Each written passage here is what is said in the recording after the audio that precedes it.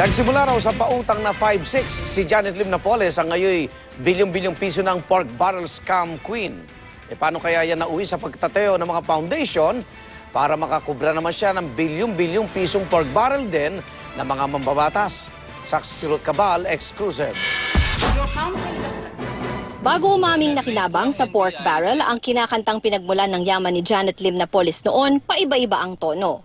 May literal na pork. Ironically enough, their business really started, among others, in pork. Pork meaning pagbibenta ng baboy at baka at baboy daw and chicken. Pati coal mining business sa Indonesia. So kung totoong ang pinanggalingan ng pera nyo sa iba't ibang negosyo, pwede bang ilahad nyo sa amin, pakita nyo sa amin kung paano ka lumaki bilang isang negosyante at ano-anong mga negosyo ang pinasukan nyo? I invoke my right kasi po yun ang magiging depensa namin sa kasong hinabla po sa amin. Pero ngayong wala na siyang pagtanggi na nakinabang sa pork barrel ng mga mambabatas, kinuwento na rin ng kampo ni Napoles ang simula ng scam. Ang pautang na 5-6. Totoo naman daw na may pera si Napoles mula sa marami ng negosyo na pinauutang niya sa mga kakilala. So may mga nakilala siya mga businessmen o mga asawa ng mayor, asawa ng congressman, nangungutang sa kanya. Loan agreement yun. Diba? Tapos after 2 or 3 weeks, babayaran siya. Hanggang sa mismong ang mga mambabatas at opisyal na raw ang lumalapit kay Napoles. Election time, di ba? O kaya may pangangailangan si Mr. Senator o kaya si Mr. Congressman. Kailangan niya ng campaign funds, di ba?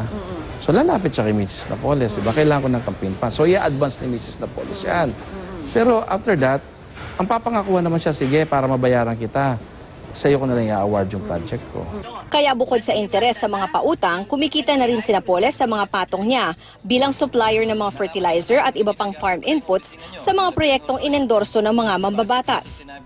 Pinagtataka raw noon ni Napoles kung bakit mabilis makakuha ng pera pambayad utang ang mga kongresista o mga misis nila. Kasi yung pala, pinipinas nga nila yung mga pidap-pidap na yan, yung mga project na yan. That time, CDF pa yan o kung ano man yan. So hanggang sa bandang huli, siya na nga rin yung nagpipinance kasi lumaki na ng lumaki yung... Sa draft affidavit ni Napoles na unang iniabot kay Rehabilitation Czar Panfilo Lacson bago isumite sa Senado, sinabi niyang si dating congressman at ngayon Budget Secretary Butch Abad ang nagpaliwanag sa kung paano tumatakbo ang mga foundation. Sino yun, sir? Ando naman sa statement niya kung sino yun eh. Oo. Sabi niya, doon sa affidavit niya, si Butch Abad nga. Kasi high school graduate siya, paano niya matatayo yan, di ba? Paano malalaman? Paano niya malalaman yan? Paano yung operation na yan? Hindi ko na alam yan. So, para maging swabe nga, kailangan maraming NGOs silang gagamitin. Unang binili ni Napoles noon ang Philippine Social Development Foundation Incorporated na may track record na mula nang itayo ito noong taong 2000. Pero ilang taon pa nagtayo na siya ng mga sariling foundation para ang mga ito na ang magagamit sa mga transaksyon niya sa mga kongresista. Dahil may ilan daw sa mga kliyente ni Napoles na dating kongresista ang naging senador, nakarating na rin sa mataas na kapulungan ang kanyang operasyon.